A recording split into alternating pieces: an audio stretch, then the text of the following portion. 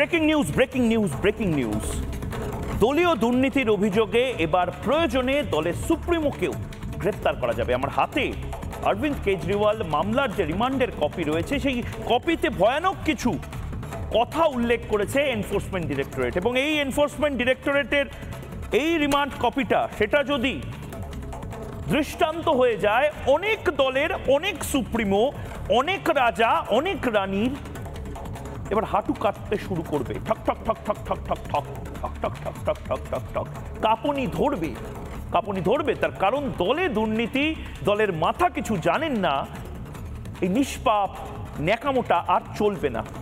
এবার দলের মাথাকেও গ্রেপ্তার করার আইন, অর্থাৎ আপনি একটা কোম্পানি চালান আর সেখানে দুর্নীতি হলে আপনি উদাসীন হয়ে বললেন যে আমি তো কিছু জানি না, এটা আর চলবে না, সেটা স্পষ্ট করে দিল এনফোর্সমেন্ট ডিরেক্টরেট অরবিন্দ কেজরিওয়াল মামলায়। এই মদ কেলেঙ্কারির মামলায় স্পষ্টভাবে এনফোর্সমেন্ট ডিরেক্টরেট বলল আসলে দুর্নীতিটা আম আদমি পার্টির, অর্থাৎ অনেকে যেই কান্নাকাটি জুড়ে দিয়েছেন যে দেখো একজন সিটিং মুখ্যমন্ত্রীকে পর্যন্ত ভারতবর্ষে গ্রেপ্তার করে নিয়ে নেওয়া হলো।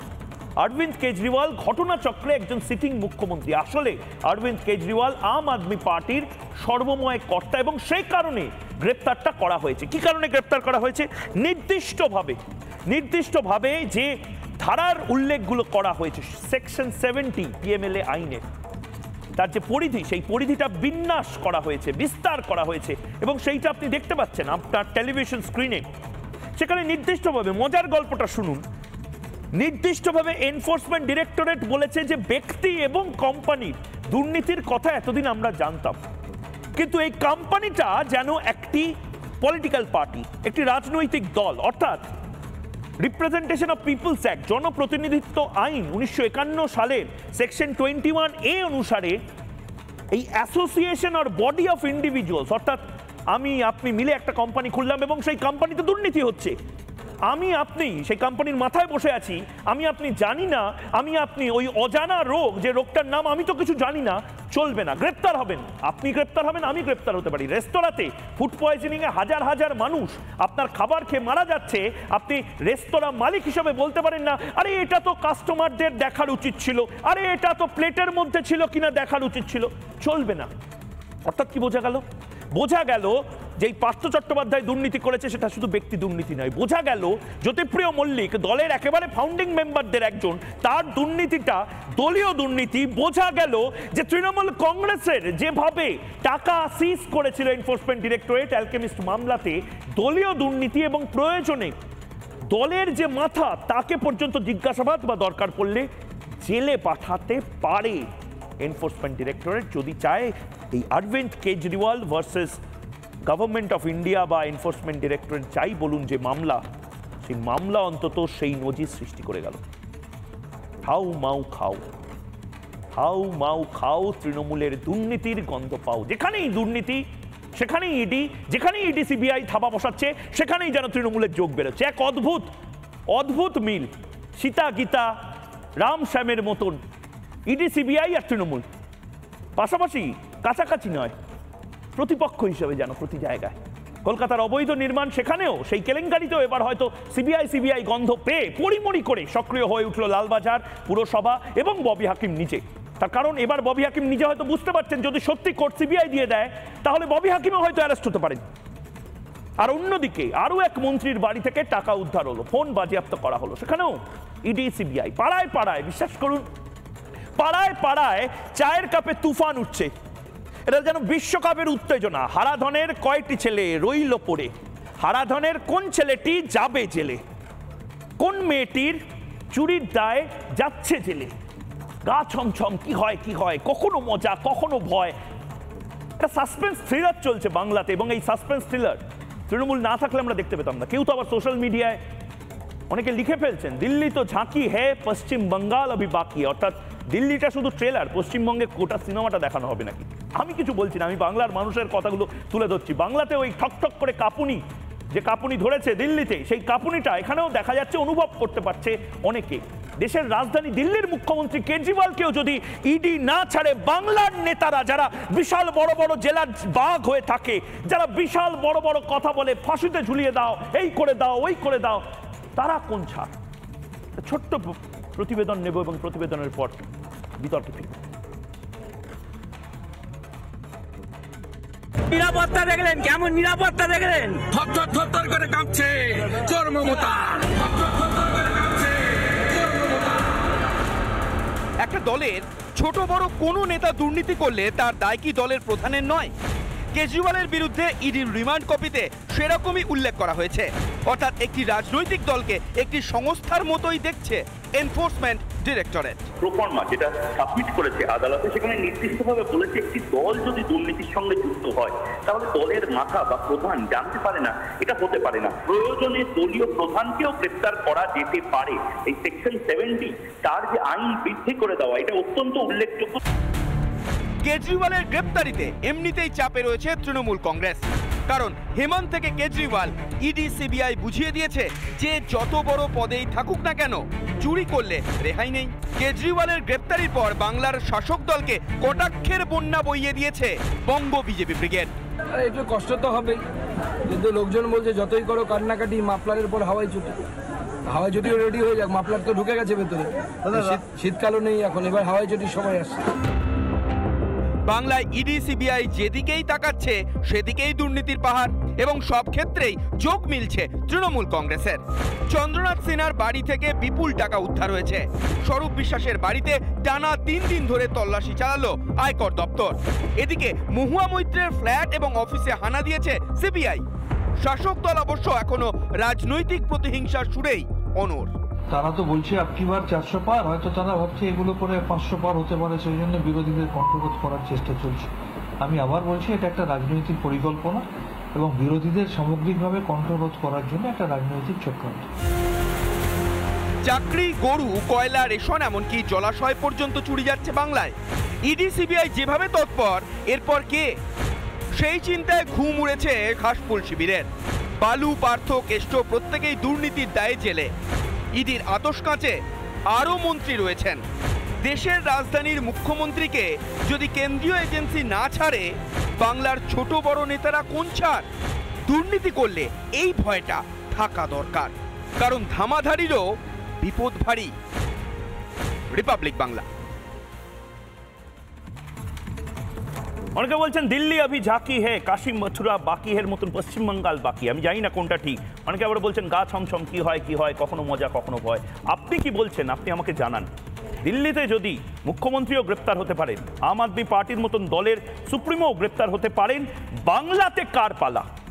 জবাব চায় বাংলা। যারা এই মুহূর্তে রয়েছেন তাদের সাথে আলাপ করিয়ে দিই। রাজশ্রী লাহিড়ী বিজেপি মুখপাত্র রয়েছেন, সুদীপ্ত সরকার রাজনৈতিক কর্মী রয়েছেন, সন্ময় ব্যানার্জি রয়েছেন রাজনৈতিক বিশ্লেষক, দীপাঞ্জন চক্রবর্তী প্রাক্তন ইন্টেলিজেন্স কর্তা রয়েছেন। প্রত্যেকের কাছে আমি আসবো, কিন্তু শুরুতেই এক এক করে প্রত্যেকের প্রতিক্রিয়া নেব। কারণ রাজশ্রী, শুরুতেই তোমার কাছে আসছি, বিজেপির কাছে আসছি। খুব বড় একটা জিনিস স্পষ্ট করলো, আমার হাতেও যে রিমান্ড কপি আছে আর অরবিন্দ কেজরিওয়াল বনাম এনফোর্সমেন্ট ডিরেক্টরেটের যে মামলা এবং যেটা আদালতে পেশ হয়েছে, খুব নির্দিষ্টভাবে বলা হচ্ছে দলীয় দুর্নীতিতে দলীয় প্রধানকেও গ্রেপ্তার করা যায়। এবং এখানে একেবারে দেখিয়ে দেওয়া হচ্ছে, এতদিন একটা ধারণা ছিল যে শুধু কোম্পানি বা ইন্ডিভিজুয়ালের বিরুদ্ধে ইডি ব্যবস্থা নিতে পারে। এবার ইডি একেবারে খাতায় কলমে প্রমাণ করে দিল যে কোম্পানি আর পলিটিক্যাল পার্টি তো এক হয়ে যায় অনেক সময়, এবং সেই পলিটিক্যাল পার্টির বিরুদ্ধে যদি ব্যবস্থা নেওয়া হয়, পলিটিক্যাল পার্টির মাথাকে কেন গ্রেপ্তার করা যাবে না?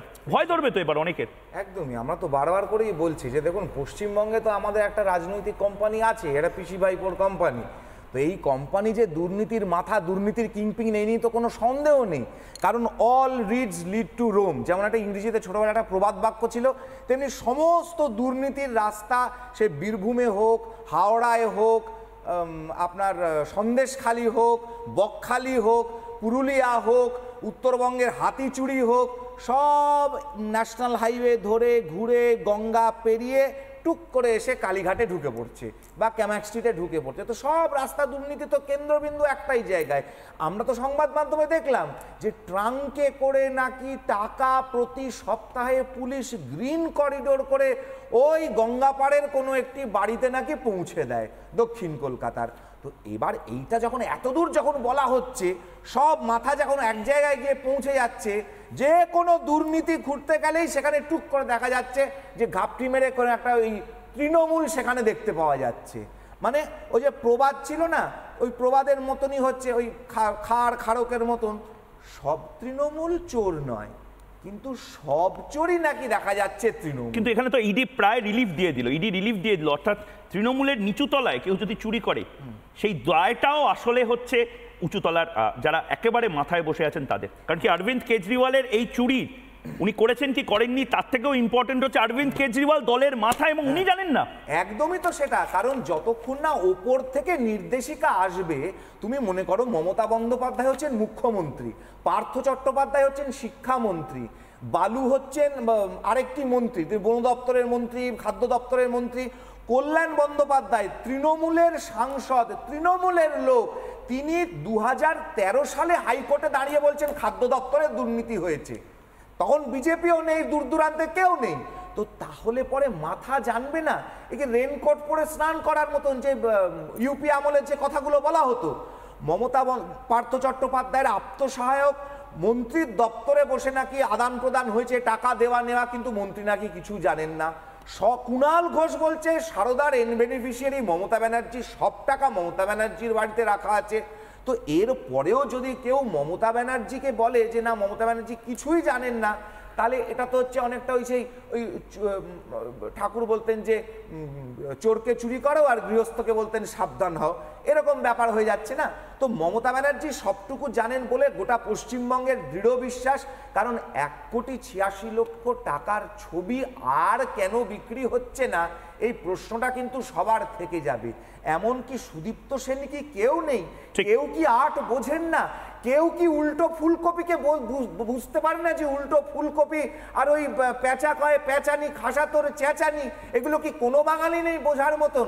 ভ্যান গগের তুলিতে আঁচড় যার কথা বলেছিলেন ওই কাকশিল্পী, আর কি এমন কোনো কাকশিল্পী পশ্চিমবঙ্গে হইল না?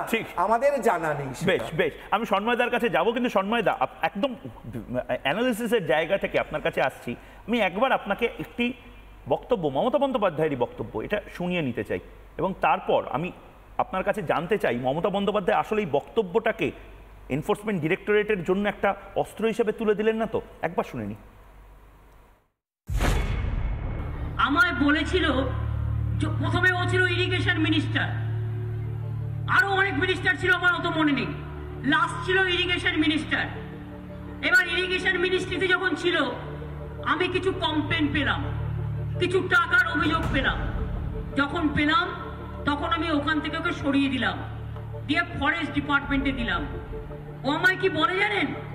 আমাকে বলছে আমাকে একটা ইঞ্জিনিয়ারিং ডিপার্টমেন্ট দেওয়া হোক, মানে ইঞ্জিনিয়ারিং ডিপার্টমেন্ট দিলে টাকাটা ভালো করে ঝাড়বে আর কি, কমিশনটা বেশি করে খাবে। কোথায় ছিল জিজ্ঞেস করুন, কলকাতায় কত জায়গা আছে তোমার?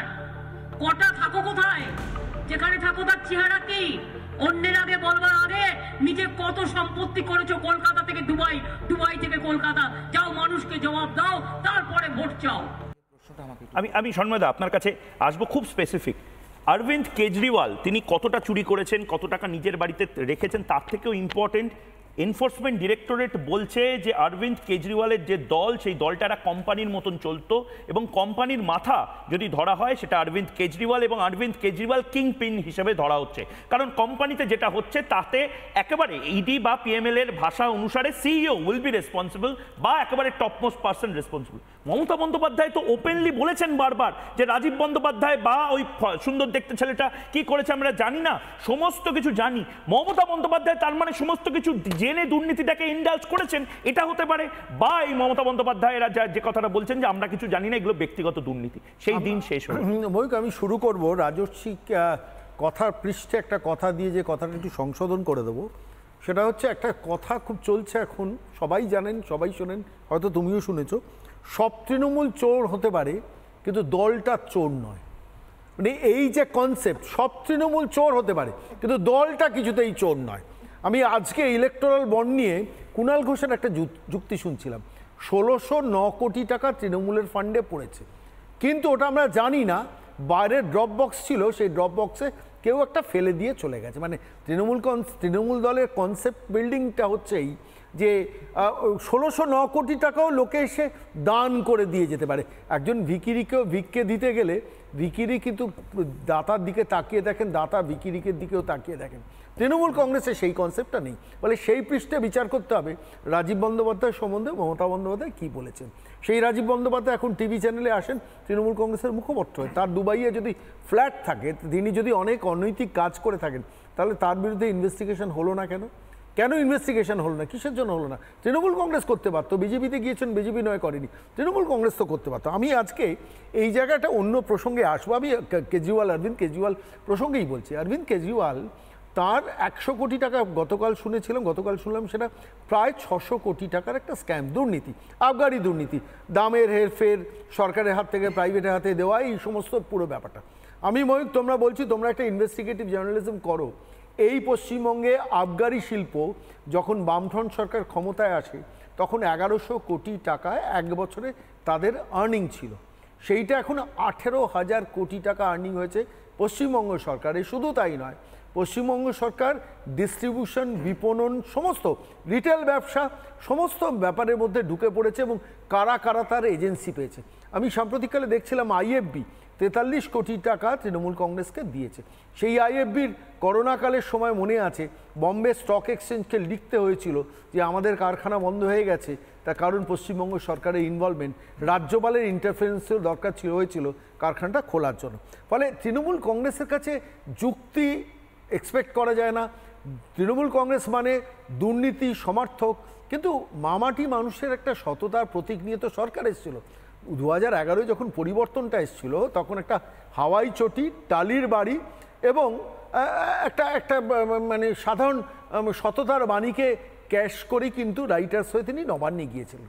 তুমি এখন ময়ূক দেখাতে পারো কোনো তৃণমূল কংগ্রেসের ছোটোখাটো মেজো নেতা কখনো দেওয়ালে মমতা বন্দ্যোপাধ্যায়ের ছবি বা কাট আউটের তলায় সততার প্রতীক শব্দটা লেখে না কেন? আমি এই জায়গাটাই আসছি এবার। সেটা হচ্ছে, দেখো অরবিন্দ কেজরিওয়াল একটা পার্টিকুলার এপিসোডের জন্য তিনি কিন্তু জেলে গেছেন, মনীষ সিসোদিয়া জেলে গেছেন, 14 মাস ধরে জামিনের চেষ্টা করছেন, পাচ্ছেন না। সত্যেন্দ্র জৈন 2 বছর ধরে চেষ্টা করছেন, জামিনের পাচ্ছেন না।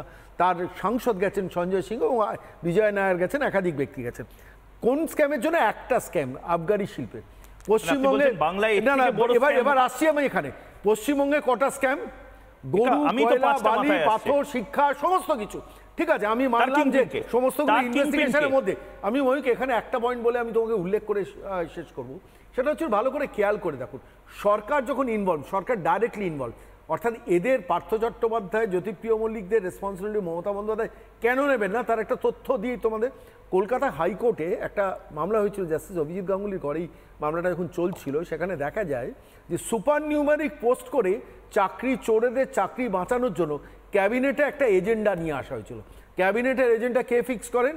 Chief secretary with the consent of রাজ্যের মুখ্যমন্ত্রীর কনসেন্ট নিয়ে। তো রাজ্যের মুখ্যমন্ত্রীর কনসেন্ট নিয়ে চিফ সেক্রেটারি যখন এজেন্ডা ঠিক করে চাকরি চোরেদের ঘুরপথে চাকরি দেওয়ার জন্য এজেন্ডা আনেন, তখন মহামান্য বিচারপতি সেই সময় সরাসরি সেটা নিয়ে সিবিআই তদন্তের আদেশ দিয়েছেন। রাতারাতি সেটা ডিভিশন বেঞ্চ হয়ে সুপ্রিম কোর্টে গিয়ে একটা স্টে অর্ডার দিয়ে আটকে রেখে দিয়েছেন।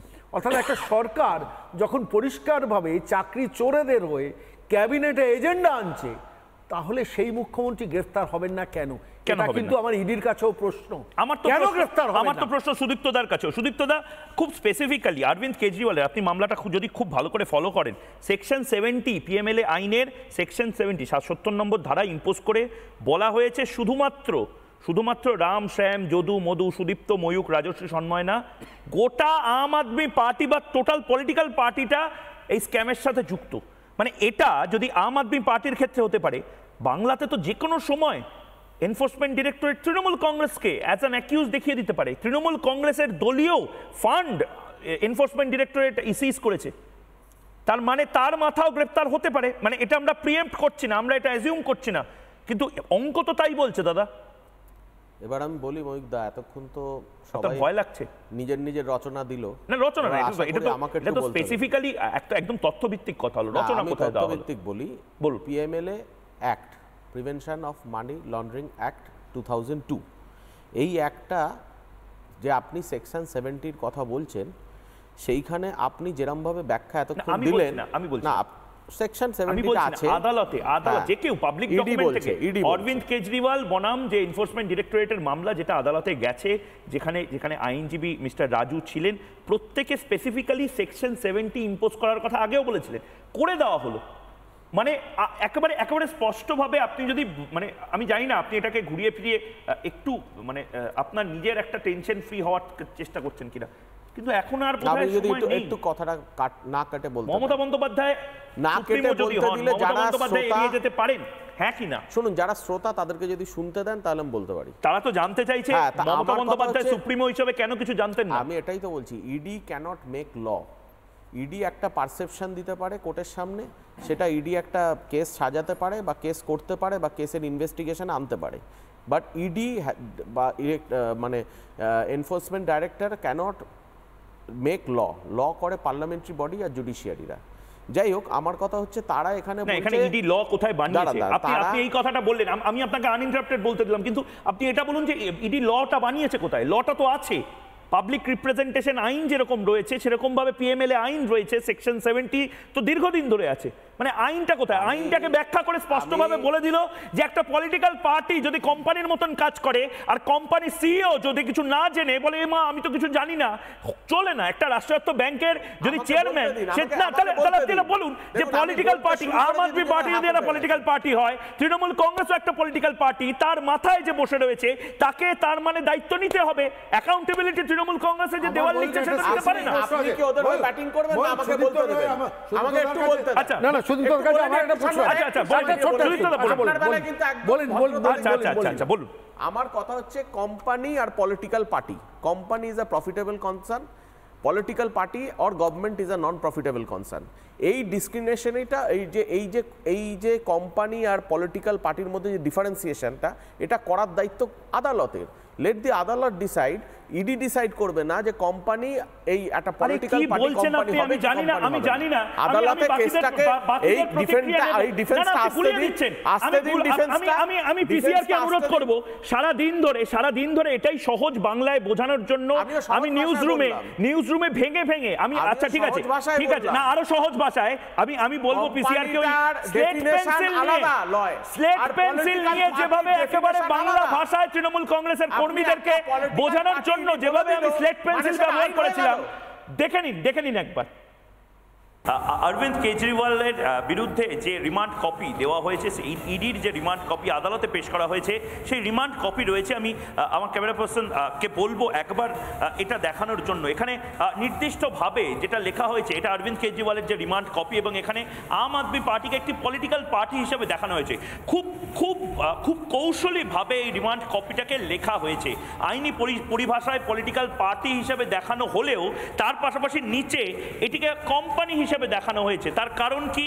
সেকশন 29-এর এ জনপ্রতিনিধিত্ব আইন 1951, সেই জনপ্রতিনিধিত্ব আইন, যে আইনের আওতাধীনে রেজিস্ট্রেশন হয় পলিটিক্যাল পার্টিগুলোর, সেই রেজিস্ট্রেশনের ভিত্তিতে একটা পলিটিক্যাল পার্টি এবং একটা কোম্পানির মধ্যে মূলত অ্যাসোসিয়েশন অফ ইন্ডিভিজুয়ালস থাকে। অর্থাৎ তুমি, আমি এবং আরো 5 জন মিলে একটি দল যদি খুলি, সেই দলটিতে যেভাবে ভাইস প্রেসিডেন্ট থাকে, জেনারেল সেক্রেটারি থাকে, প্রেসিডেন্ট থাকে, চেয়ারপারসন থাকে, একটি কোম্পানিতেও সেইটি থাকে।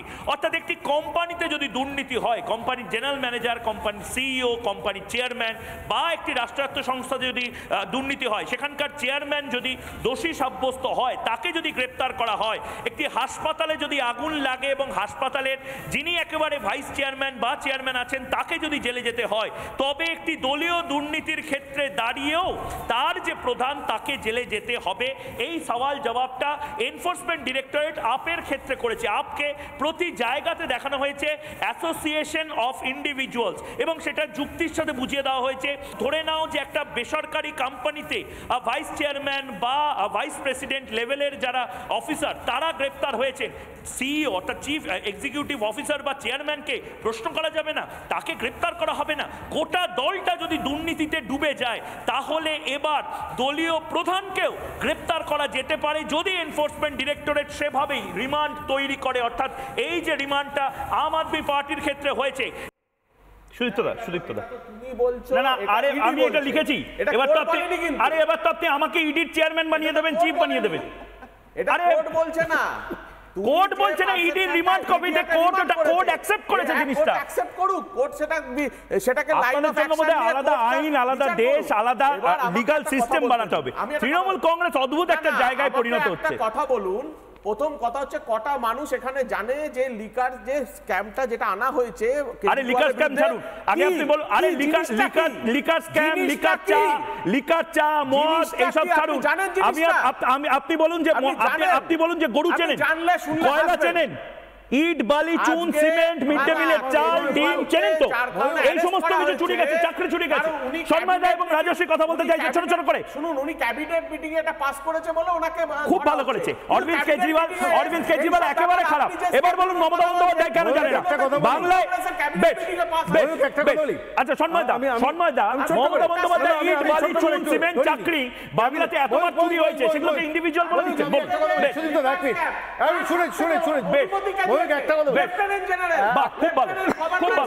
আমি দুজনের কাছে একটা কথা একদম আচ্ছা শুনেছি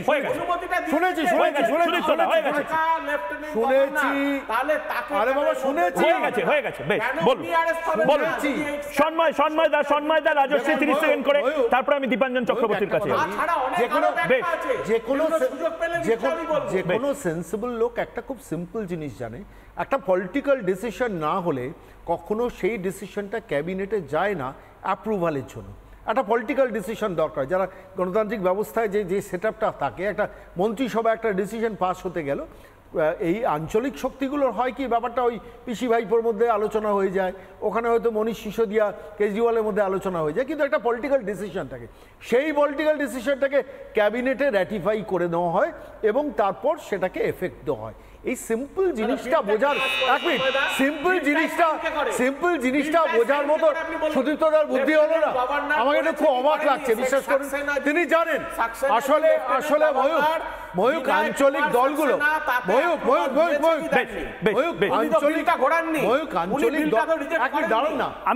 আমি আবার সুদীপ্তদা বুঝতে ভুল হচ্ছে বোধহয়।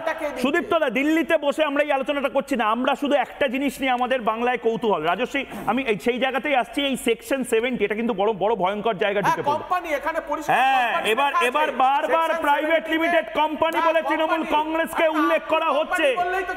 আমি কেন বলবো? আমি কোম্পানি কেন? আমি লিপস এন্ড মাউস চিনি।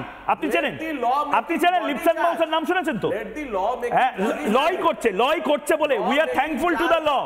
রাজশ্রী বেশ হয়ে গেছে।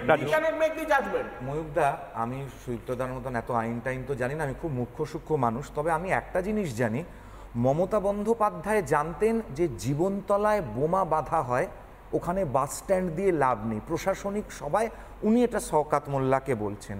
মমতা বন্দ্যোপাধ্যায় জানতেন যে শাহজাহান শওকাতকে ঢুকতে দেয় না, তোমরা ওখানে ঢুকতে দেয় না, এটা মমতা বন্দ্যোপাধ্যায় প্রশাসনিক সবাই বলছেন। মমতা বন্দ্যোপাধ্যায় জানেন কোনটা ম্যানমেড বন্যা, মমতা বন্দ্যোপাধ্যায় জানেন যে কোন ইলেকশনটা সাইন্টিফিক রিগিং করে জেতা হয়েছে, মমতা বন্দ্যোপাধ্যায় জানেন যে কখন বিএসএফ রুট মার্চ করতে করতে এসছে পশ্চিমবঙ্গে কু করে নিচ্ছে গোটা পশ্চিমবঙ্গকে। মমতা বন্দ্যোপাধ্যায় জানেন যে কোনটা, আমি বলছি শুনে নাও তো, তোমার সময় বলেনি তো।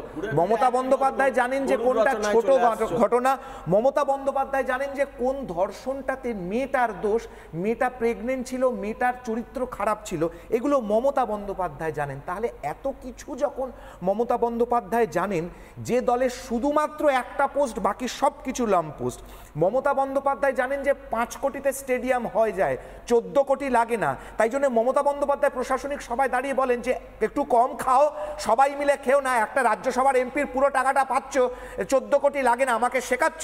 মমতা বন্দ্যোপাধ্যায় সবাইকে দিয়ে খাও, একা খেও না। তাহলে মমতা বন্দ্যোপাধ্যায় এটা জানেন না যে কে বোমাটা জীবনতলায় বাঁধে আর কে 14 কোটির থেকে টাকা খাচ্ছে, এটা সুদীপ্ত দ্বারা ন্যাকামি করছে।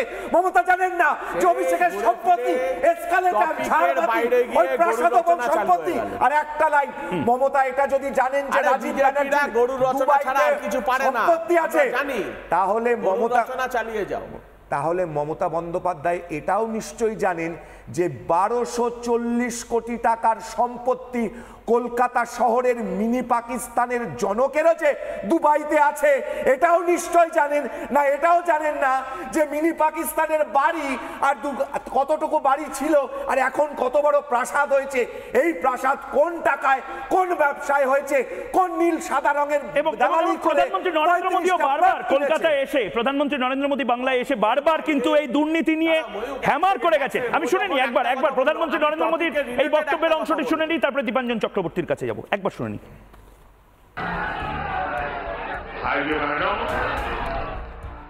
अब टीएमसी का मतलब ही बदल गया है। टीएमसी का मतलब है तू मैं करप्शन ही करप्शन।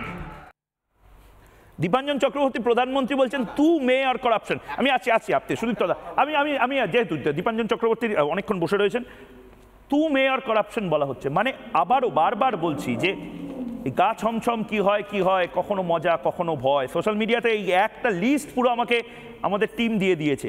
তারপরে বলছে যে নয়া দিল্লিতেও সির্ফ ঝাঁকি হ্যাঁ, পশ্চিম বাঙ্গাল বাকি হ্যাঁ, অনেক বড় বড় জায়গায় হাউ মাউ খাও, ইডির গন্ধ পাও, এই সমস্ত কিছু হচ্ছে। আমি ক্লিয়ারলি জানতে চাই যে আম আদমি পার্টি অ্যাজ আ দল যদি অ্যাকিউজড হতে পারে এবং তার মাথাকে যদি গ্রেপ্তার করা যায়, আমি ছবিগুলো দেখতে পাচ্ছি, পার্থ চট্টোপাধ্যায়ের ছবি চালানো হচ্ছে, জ্যোতিপ্রিয় মল্লিকের ছবি পিসিআর চালাচ্ছে, অনুব্রত মণ্ডলের ছবি চালাচ্ছে।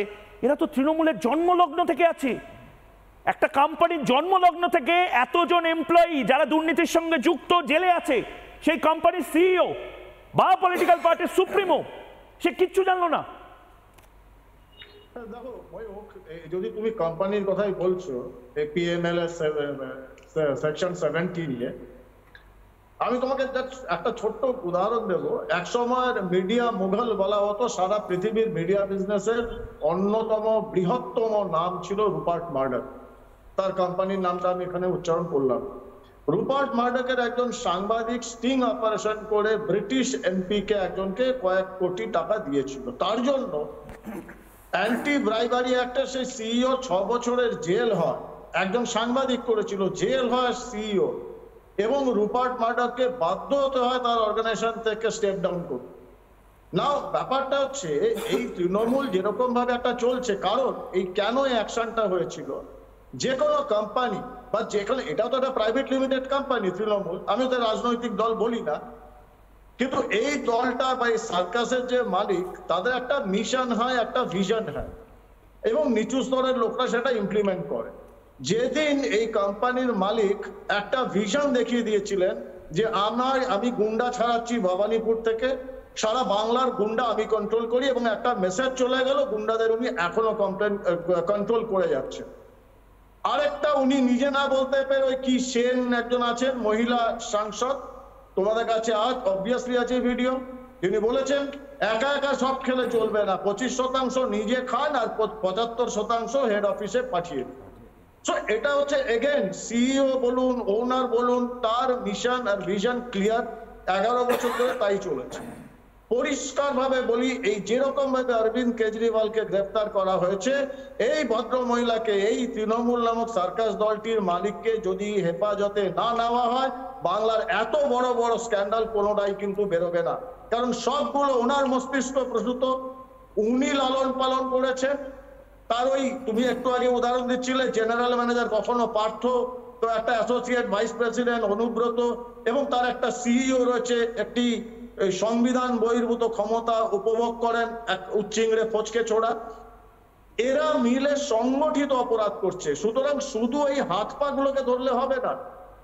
অরবিন্দ কেজরিওয়ালের মনীষ সিসোদিয়া হাত পা, আসল মাথা কেজরিওয়াল। দীপাঞ্জন দা, একবার আমি আপনাকে একটু থামাচ্ছি, একটা ব্রেকিং নিউজ এসেছে এবং সেই ব্রেকিং নিউজটা খুব ইন্টারেস্টিং। এটা আমি জানি না ভারতবর্ষে এরকম, এটাও একটা নতুন জিনিস হতে চলেছে বা নতুন বিতর্কের জন্ম দিতে চলেছে। জেলেই মুখ্যমন্ত্রীর অস্থায়ী অফিস বানাতে চায় আম আদমি পার্টি। সিএমও দপ্তর চালু করতে চায় জেলের মধ্যেই। এক নতুন অভিনব জিনিস, অভিনব দাবি করে বসলো আম আদমি পার্টি ইলেকশন কমিশনকে।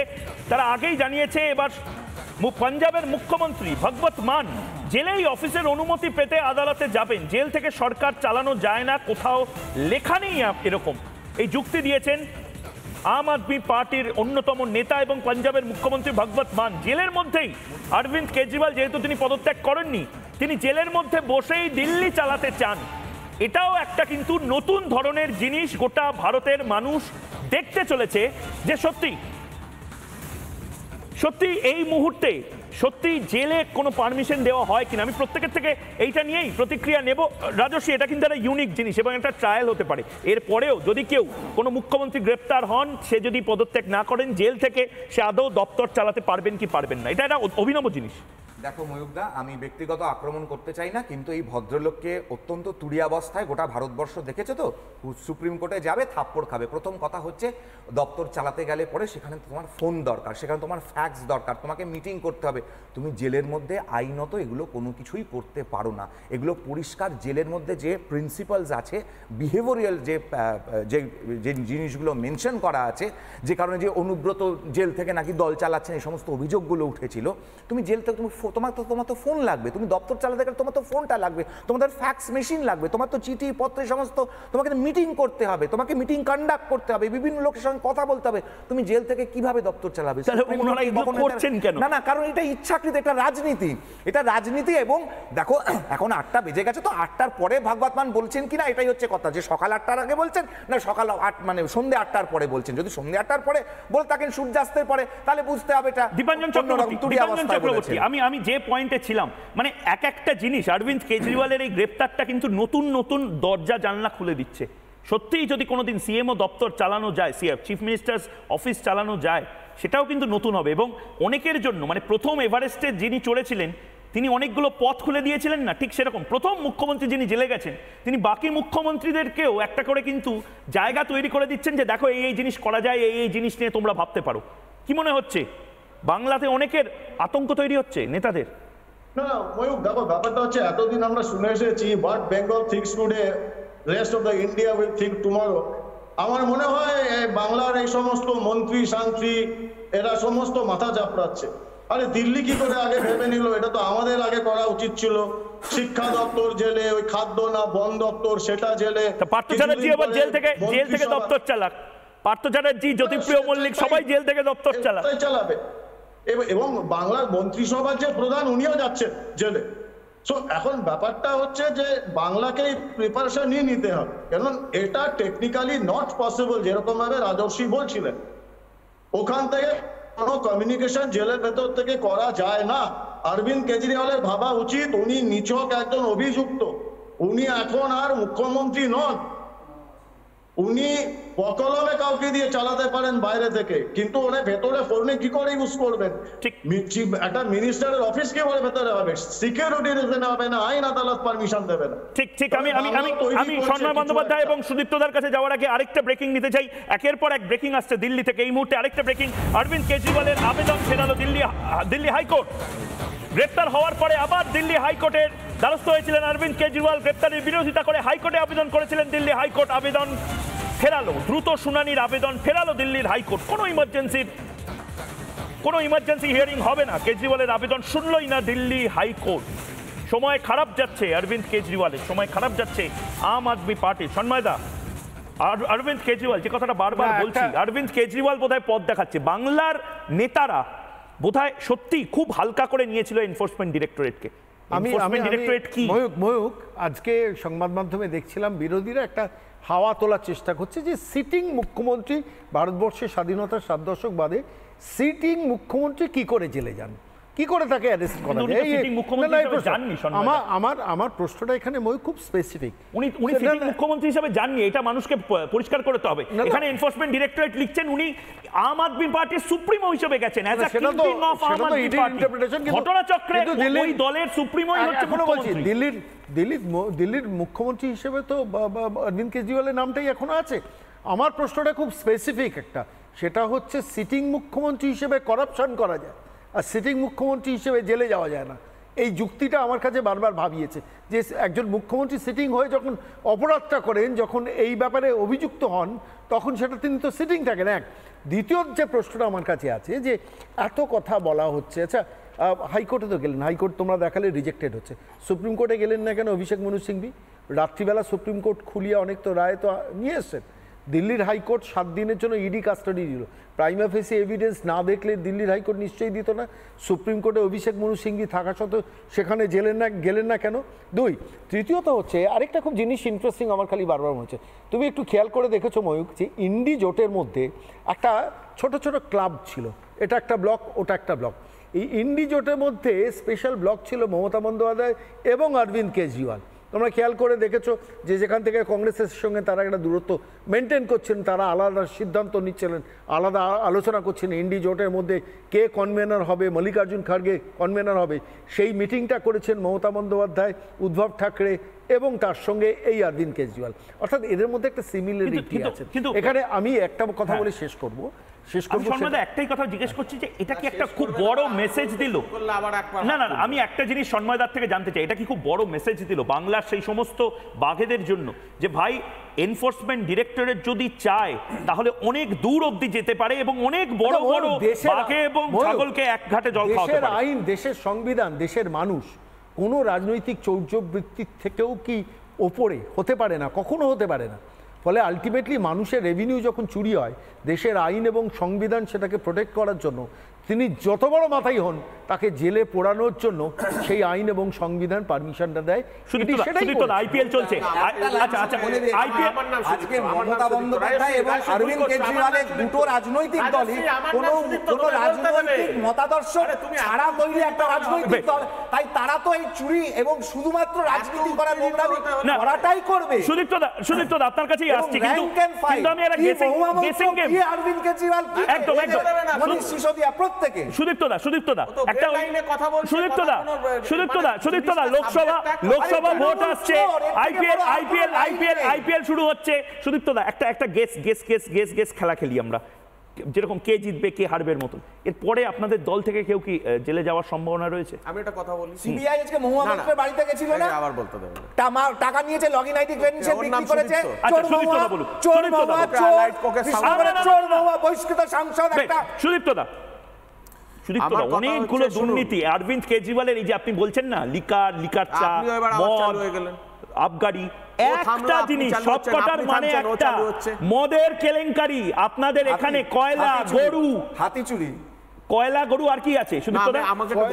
চাকরি,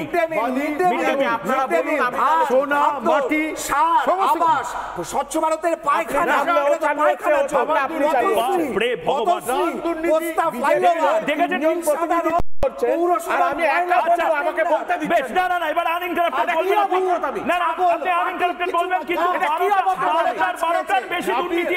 শুরু করুন একটা কথা দিয়ে যে আমরা এই ক্ষেত্রে চুরি করিনি, একটা জায়গা এই জায়গাটা আমরা চুরি করে বেশ এবার সুদীপ্ত দা এবার শেষ কথা,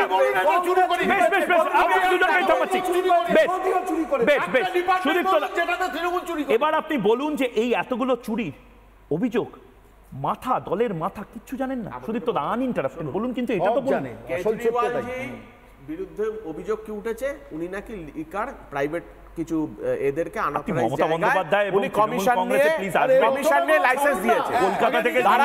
মমতা বন্দ্যোপাধ্যায়ের নামেই বলছি, মমতা দাঁড়ান না, বলতে দেবেন না। আবার এক কথা আমি বলবোই না, অভদ্র দাবি করবেন না, একদম অভদ্র দাবি করবেন না। আপনি একটা সম্মান দিয়ে আপনি ওদের মহব্বতে ফুসকাচ্ছেন। সরকারকে আনইন্টারাপ্টেড টাইম দেওয়া হোক। সুদীপ্ত বাবু আপনি বলুন, আপনার কথাই শোনা যাবে। না আপনি বলুন, আপনার কথাই শোনা যাবে। সুদীপ্ত দা আপনার কথাই শোনা যাবে, বলুন প্লিজ বলুন। সুদীপ্ত দা বলুন। আমি তো বলছি আপনাকে, আচ্ছা বলেন, চুরি করিনি, এটা আরে সুদীপ্ত দা বলুন, একদম দাঁড়িয়ে সব থেকে বেশি দরকার যে আমরা এই দপ্তরটা চুরি করিনি। তৃণমূল কংগ্রেস এই দপ্তরটায় চুরি করেনি। সুদীপ্ত বাবুকে আনইন্টারাপ্টেড টাইম দাও। বেশ বলছে সন্ময়দা বলছে, বলুন সুদীপ্ত দা। আগে ওটা বলবেন, তারপর অন্য কোনো কথা। আমার কথা হচ্ছে কেজরিওয়ালের বিষয়ে অভিযোগ, আবার কেজরিওয়াল যে সে আনইন্টারাপ্টেড 30 সেকেন্ড বলুন, ওনার যা মনে হয় উনি বলুন, আপনি 30 সেকেন্ড বলুন। চলছে, টাইমার চলছে, বলুন। লিকার রিটেল কিছু প্রাইভেট সংস্থাকে লাইসেন্স দিয়েছে, কেজরিওয়ালের বিষয়ে এটা অভিযোগ। মমতা বন্দ্যোপাধ্যায়ের বিষয়ে অভিযোগ কি, উনি নাকি চাকরি সেল করেছে, উনি নাকি চাকরিতে কমিশন করেছে, গরুতে খেয়েছে। আর বিজেপি পার্টি কোল ব্লকে দিয়েছে, কোল ব্লক দিয়েছে, কিন্তু কোনো কমিশন খায়নি। এয়ারপোর্ট বিক্রি করেছে, কোনো কমিশন খায়নি। রেল থেকে সেল বিক্রি করেছে, কোনো কমিশন খায়নি। সব বিজেপিতে আছে, সব বিজেপিতে আছে। 242টা কোল ব্লক দিয়েছো, কোল ব্লক অবৈধভাবে দিয়েছো, কোনো কমিশন কেউ খায়নি। হাত মেলাচ্ছ আদানির সাথে, এয়ারপোর্ট বিক্রি হয়েছে। গোয়ানি যে গোয়াতে মণিপুরের মেয়ে, সব বিজেপির চোর। আমার বিতর্কের সময় শেষ, কিন্তু বিরোধী দলনেতার একটি প্রতিক্রিয়া এসেছে। আমি জানি না বিরোধী দলনেতা কি বোঝাতে চাইছেন, কিন্তু বিরোধী দলনেতার এই প্রতিক্রিয়া দিয়ে আজকের এই বিতর্কের অংশ শেষ করব, তারপর একটা ছোট্ট বিরতি নেব। শুভেন্দু অধিকারী কি বলছেন দেখি। আপনারা লোকসভা ভোটটা ভালো করে দেন, 26 অবধি যাবে না, কয়েক মাসের মধ্যে বিধানসভার ভোট হবে। যেভাবে মাফলার ঢুকে গেছে, হাওয়াই চটিরও আর বেশি দিন সময় নাই, হাওয়াই চটিরও আর বেশি দিন সময় নাই। পুরো খাদ্য দপ্তর জেলে, পুরো শিক্ষা দপ্তর জেলে, মিউনিসিপ্যালিটি দপ্তর যাবে বলছে। আর মেটিয়া বুরুজ দেখছেন তো, পুকুরের উপর বাড়ি, ধপ নিচে চাপা গরিবগুলো।